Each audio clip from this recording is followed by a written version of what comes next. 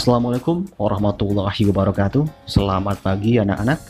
Gimana kabar kalian? Mudah-mudahan semua dalam kondisi baik-baik saja dan tetap semangat menjalankan kegiatan belajar kalian. Ya, baik kalian yang sedang belajar tatap muka di sekolah maupun teman-teman semua yang ada di rumah saat ini.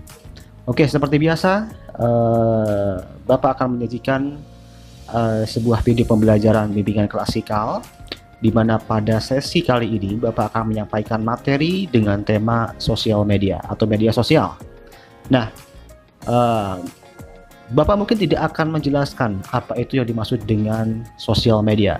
Kenapa? Karena kalian sudah paham betul apa itu media sosial, yang pada intinya media sosial merupakan sebuah sarana atau media yang kalian gunakan untuk bertukar informasi, untuk berkomunikasi secara daring, atau yang sering kita sebut sebagai jejaring sosial. Nah, jejaring sosial itu apa aja? Jejaring sosial diantaranya adalah Facebook, ya, kemudian Twitter, Instagram, YouTube, dan lain sebagainya. Itu merupakan platform atau aplikasi media sosial yang masuk kategori jejaring sosial. Nah, di sini kita akan membahas mengenai bagaimana menggunakan media sosial ini dengan bijak, ya, dengan bijak sesuai dengan kondisi dan keadaan kalian saat ini. Oke, lanjut ke slide berikutnya. Seperti yang kalian lihat di slide, bahwa di sini ada beberapa informasi yang menampilkan perkembangan sosial media di Indonesia, yang pada Januari tahun ini, di mana pengguna aktif media sosial di Indonesia berjumlah 170 juta jiwa atau ya 61,8%, sangat banyak. Oleh karena itu, pengetahuan mengenai bagaimana menggunakan media sosial dengan bijak sangat-sangat dibutuhkan saat ini. Oke, teman-teman, mungkin sudah mengetahui ya, begitu banyak manfaat yang kita peroleh dari media sosial. Media sosial memberikan banyak manfaat dalam berbagai macam aspek kehidupan, termasuk bagi diri kalian sendiri sebagai seorang pelajar. Kalian menggunakan platform media sosial untuk mengerjakan tugas, untuk mengumpulkan tugas, untuk kerja kelompok dan lain sebagainya. Kalian menggunakan media sosial, bahkan untuk mencari informasi-informasi terbaru yang penting, ya, kalian menggunakan media sosial. Tidak hanya untuk pelajar, untuk kalangan umum pun berbagai macam sektor media sosial sangat-sangat menguntungkan, ya. Di antaranya bisa digunakan untuk bersosialisasi dengan keluarga, ya, dengan keluarga di tempat yang berbeda tanpa batas. Nah, itu satu kelebihan juga. Nah, kemudian kita bisa menggunakan media sosial untuk menjalankan bisnis, ya, untuk berjualan. Nah, itu juga satu hal positif yang kita dapat dari media sosial. Tetapi seiring perkembangan media sosial, tentu ternyata media sosial juga melahirkan berbagai macam problematika atau masalah-masalah, ya. Khusus untuk kalian sebagai seorang remaja, kalian memiliki problematika atau masalah di antaranya. Pertama, apatis terhadap lingkungan. Silakan kalian koreksi diri kalian sendiri, apakah kalian termasuk atau memiliki tanda-tanda dari masalah-masalah ini. Yang kedua, tidak ada keterbukaan dengan orang tua. Kenapa? Karena dengan adanya media sosial, kalian lebih memilih untuk bisa curhat, menyampaikan keluh kesah di beranda media sosial dibandingkan dengan berbicara kepada orang tua, ya. Padahal tentu kalau kalian pengen mendapatkan solusi dari permasalahan yang kalian miliki, tentunya yang harus diajak berkonsultasi adalah orang tua ataupun orang terdekat yang bisa kalian percayai. Sangat percuma ketika kalian menyampaikan keluh kesah di media sosial, yaitu tidak akan ada orang yang membantu, hanya akan menunjukkan betapa rapuhnya dan betapa bermasalahnya hidup kalian, gitu ya. Nah, itu nggak layak. Jadi dari mulai sekarang jangan sekali-kali untuk men-share masalah-masalah kehidupan kalian di media sosial. Itu sama sekali nggak efektif, ya. Kemudian yang ketiga, problematika yang muncul adalah tidak mampu menghargai privasi diri sendiri. Ya, setiap orang punya privasi, termasuk kamu sendiri. Tapi disinilah permasalahannya, di mana kita kerap kali tidak menyadari bahwa privasi kita itu juga sangat berharga, dan tidak menyadari kita membagikan hal-hal yang penting, ya, yang kita miliki. Entah tujuannya apa, tapi yang pasti ya, perilaku seperti ini perilaku-perilaku yang tidak menghargai privasi diri sendiri. Ya, setiap orang punya privasi, jadi kalian harus benar-benar bisa melindungi privasi diri kalian di media sosial. Nah, ini problematika yang ketiga.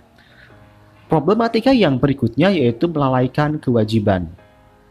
Ya, mungkin ini terjadi pada mereka yang sudah dalam kategori gangguan mental karena kecanduan gadget. Ya, kecanduan gadget akhirnya melalaikan kewajiban, ya, entah itu kewajiban agama atau kewajiban kalian sebagai seorang peserta didik atau seorang pelajar. Kemudian yang poin berikutnya adalah memprovokasi orang lain. Saat ini banyak sekali remaja-remaja atau orang-orang menggunakan media sosial untuk memprovokasi. Contohnya adalah dalam aksi-aksi tawuran, ternyata itu sumbernya adalah provokasinya dari media sosial, dari Instagram, dari Facebook dan lain sebagainya, yang akhirnya lanjut ke konflik yang lebih nyata, yaitu tawuran, ya. Nah, ini ada beberapa poin yang kerap kali dialami oleh remaja, ya, dalam kehidupannya bermedia sosial. Kemudian, nah, tadi kita sudah bicara mengenai berbagai macam hal yang menjadi problematika kalian dalam menggunakan media sosial. Saat ini, ya, kita akan mencoba, Bapak akan mencoba menyampaikan beberapa hal yang boleh dilakukan dan tidak boleh dilakukan dalam bermedia sosial. Yang pertama adalah, ya, Bapak akan menyampaikan mengenai ini dulu, apa namanya, hal-hal yang diperbolehkan atau mungkin dianjurkan dalam bermedia sosial. Pertama adalah menambah teman, ya, menambah teman. Itu fungsi dari media sosial, menambah teman, ya, karena dengan kita banyak teman, kita banyak jaringan, tentu kehidupan kita nanti akan sangat mudah, terutama dalam aktivitas bisnis. Mungkin nanti kalian akan menjadi seorang pengusaha, pedagang, dengan banyak yang jaringan, kalian akan sangat memudahkan untuk promosi, gitu ya. Jadi semakin banyak orang yang kita kenal, maka semakin banyak juga peluang mereka untuk membantu kita di saat kita membutuhkan. Nah, oke. Itu poin pertama, apa yang boleh dilakukan dalam bermedia sosial. Yang kedua adalah berkomunikasi. Ya, ini fungsi utama dalam media sosial adalah berkomunikasi. Media sosial ini diciptakan untuk komunikasi yang lebih efektif tanpa mengenal batas, jarak, begitu, dan waktu. Nah, ini komunikasi. Silakan gunakan media sosial untuk berkomunikasi dengan siapapun, tentu dengan komunikasi yang baik, dengan tujuan yang baik. Yang berikutnya adalah berbagi. Ya, berbagi. Maksudnya adalah sharing informasi. Nah, kalian gunakan media sosial untuk berbagi informasi-informasi yang bermanfaat. Yang berikutnya, menambah pengetahuan baru. Di mana dalam bermedia sosial kita dapat menambah wawasan kita, ya, karena pasti dalam beranda media sosial kita akan selalu menemukan informasi-informasi baru. Tergantung kalian mengikuti siapa, ya. Kalau kalian mengikuti akun-akun yang menyampaikan informasi tidak jelas, maka ya kalian juga informasinya tidak akan berkualitas. Tetapi ketika kalian mengikuti akun-akun yang bermanfaat informasinya, maka dengan demikian lambat laun media sosial akan memiliki peran untuk meningkatkan wawasan kalian, ya, yang dimana manusia berwawasan tinggi akan memiliki banyak kemudahan, terutama dalam karir, gitu ya. Artinya berkualitas karena punya wawasan yang tinggi. Yang berikutnya yang boleh dilakukan dalam media sosial adalah beropini. Nah, beropini ini yang boleh dilakukan dalam bermedia sosial. Ya, karena dengan media sosial kita punya kesempatan yang lebih banyak nih untuk bisa menyoroti berbagai macam persoalan yang ada di sekitar kita. Ya, biasanya ada notifikasi berita topik-topik tertentu, ya, isu-isu masalah sosial. Nah, kalian boleh untuk bisa memberikan opini, memberikan masukan. Biasanya ini ramai terjadi di Twitter, ya, karena Bapak menggunakan Twitter. Di Twitter itu banyak sekali argumentasi dari orang-orang pengguna Twitter terhadap satu isu, satu masalah yang sedang tren saat ini, begitu. Nah, ini kalian gunakan itu karena beropini juga ini melatih daya kritis kalian juga. Nah, oke. Yang berikutnya adalah menjadi diri sendiri. Nah, mungkin permasalahan sekarang kita itu kadang kebalik, ya. Ada sebagian dari kita yang justru menjadi orang lain di dalam media sosial, tetapi di media atau di kehidupan nyatanya tidak sama dengan apa yang tampil di media sosial. Sebenarnya ini terbalik, harusnya di media sosial itu kita menjadi pribadi yang bisa lebih menonjolkan, bisa lebih mengoptimalkan kualitas diri kita yang sebenarnya gitu. Kenapa? Karena mungkin di kehidupan nyata banyak sekali keterbatasan. Contohnya apa? Contohnya begini, ada orang yang sebenarnya dia itu punya kemampuan untuk menulis, tetapi karena di lingkungan sekitarnya tidak ada orang yang mengenali bakat dia, sehingga media sosial menjadi tempat untuk bisa menuangkan tulisannya. Itu contoh pertama. Contoh kedua, misalkan ada orang yang punya bakat dalam seni ya, menyanyi misalkan. Dalam kehidupan nyata dia tidak dianggap sebagai orang yang pintar nyanyi gitu ya, karena mungkin disembunyikan, atau mungkin karena memang tidak ada kesempatan untuk bisa menunjukkan pada teman-temannya di kehidupan nyata, sehingga dia bisa ungkapkan itu di media sosial. Sehingga dengan demikian di media sosial orang ini memiliki kualitas yang utuh ya, yang mungkin selama ini tidak pernah dikenali dalam kehidupan nyata, karena mungkin tidak dipamerkan dalam kehidupan nyata, tapi di media sosial kualitasnya bisa ditunjukkan sepenuhnya. Nah, itu adalah fungsi yang baik dari media sosial. Nah, berikutnya Bapak ingin menyampaikan mengenai apa yang tidak boleh dilakukan dalam bermedia sosial. Yang pertama tentu adalah hoax. Ini adalah musuh terbesar dalam media sosial, karena dengan hoax ini, dengan berita-berita hoax itu akan memecah belah ya, dan membuat negara ini tidak stabil. Nah, itu dari isu-isu atau berita-berita hoax yang akhir-akhir ini terjadi ya. Nah, hoax jadi berita-berita palsu. Nah, jadi teman-teman ya diharapkan untuk tidak memfollow akun-akun yang kerap kali membagikan berita-berita hoax ya. Karena satu-satunya sumber informasi yang pasti, sumber informasi yang benar adalah media mainstream. Media mainstream itu apa? Media mainstream itu adalah media massa yang kita kenal di televisi ya, berita, kemudian media cetak, koran. Nah, itu adalah media-media mainstream yang patut kita percayai dibanding kita mempercayai akun-akun yang menyebarkan informasi tidak jelas di WA, di Facebook dan lain sebagainya. Jadi ya itulah ya, poin pertama yang tidak boleh dilakukan adalah menyebarkan hoax dalam media sosial. Yang kedua, tidak boleh membuat akun palsu atau cloningan. Ya, tidak boleh, karena faktanya banyak akun palsu itu tujuannya ada tujuan lain ya. Entah untuk tujuan, biasanya ada yang digunakan untuk promosi ya, promosi untuk spam. Ada juga yang digunakan untuk hal negatif lain seperti penipuan dan lain sebagainya. Ini memasukkan identitas. Jadi ketika kita memasukkan akun kita, sama saja dengan memasukkan identitas kita. Padahal kita harus menjadi diri sendiri dalam media sosial. Nah, seperti itu. Yang ketiga, poin yang tidak boleh dilakukan dalam bermedia sosial adalah stalking atau memata-matai orang lain. Biasanya ini dilakukan oleh orang terdekat. Secara etika ini sebenarnya nggak baik ya, memata-matai orang lain. Sama halnya kayak kita ngintip tetangga kita, itu nggak boleh ya gitu. Nah, itu stalking itu sebenarnya secara etika nggak boleh, sampai tingkat mungkin memata-matai dengan tujuan yang jahat ya, itu ada ya. Jadi stalking, kalian harus benar-benar mengurangi aksi stalking ini ya, walaupun mungkin iseng, karena secara etika juga nggak baik juga. Yang berikutnya adalah ketergantungan. Tidak boleh ketergantungan atau kecanduan gitu ya. Ketika kalian sudah menggunakan gadget media sosial selama belasan jam, itu sudah kategori yang tidak wajar ya, tidak wajar, dan efeknya akan timbul ke kalian, itu ke kesehatan mental kalian. Jadi harap hati-hati, jangan sampai terlalu berlebihan dalam menggunakan media sosial sehingga seolah-olah media sosial itu seperti sebuah kebutuhan yang harus kalian dapetin setiap hari gitu ya. Kemudian yang terakhir adalah kejahatan. Berbuat jahat, berniat jahat dengan menggunakan media sosial, entah apapun caranya, entah apapun tekniknya, tentu sangat dilarang dan pasti sudah ada hukum yang mengatur itu, teman-teman ya. Oke, nah itu beberapa hal yang boleh dilakukan dan tidak boleh dilakukan dalam bermedia sosial.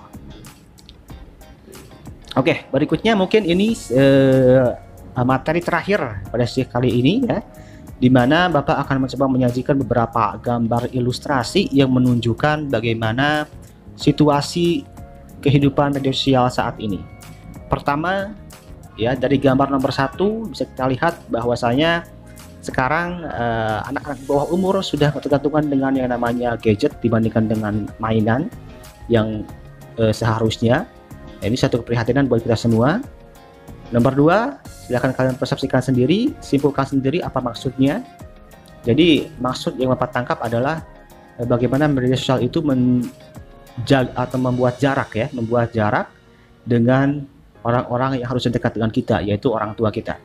Kemudian yang ketiga, di sini ada mangkuk berisi sarapan ya, berisi serial sepertinya, di mana ini bentuknya berbagai macam ikon media sosial, dan ini menjadi sebuah gambar yang menjelaskan kepada kita bahwa di saat ini media sosial sudah menjadi seperti sarapan pagi gitu ya, harus ada tiap hari dan setiap pagi kita selalu menggunakan media sosial ya. Kemudian nomor 4, di gambar nomor 4 ini ada tumpukan like ya, yang mengisi ego. Nah, yang mengisi wadah yang bertuliskan ego. Maksud di sini adalah kita dalam bermedia sosial itu sebenarnya mencari kepuasan ego kita sendiri ya. Biasanya dengan like ya, semakin banyak like yang kita terima, kita semakin sangat terapresiasi, dan dengan demikian kita bahkan rela melakukan apapun untuk bisa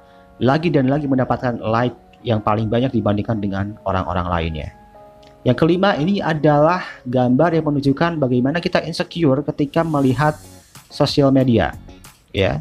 Banyak kecemburuan yang terjadi karena kita melihat betapa indahnya hidup orang lain di media sosial, padahal sebenarnya mungkin saja apa yang ditampilkan itu tidak benar gitu ya, tidak begitu adanya. Karena apa? Karena misalkan foto itu cuma satu jepret ya, satu jepret aja foto itu tidak bisa mewakili keadaan sesungguhnya ya.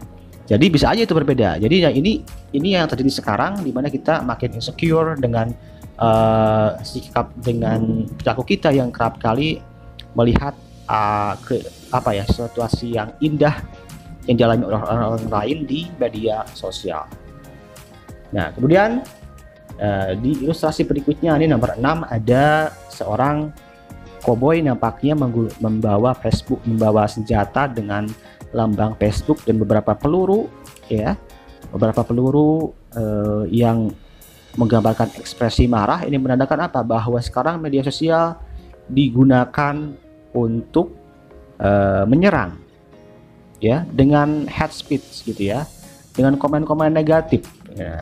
Kalau remaja mungkin bagi kalian yang relate ya, itu adalah situasi cyberbullying atau membuli teman kalian di media sosial. Nah, ini nggak boleh, kalau ada ketahuan bakal Bapak tindak ya. Nah, itu 6. Nomor 7, ini adalah ilustrasi di mana di balik informasi yang ada di media sosial itu pasti ada sosok ya, ada sosok intelektual yang mengatur itu semua, sehingga kita sebagai pengguna media sosial jadi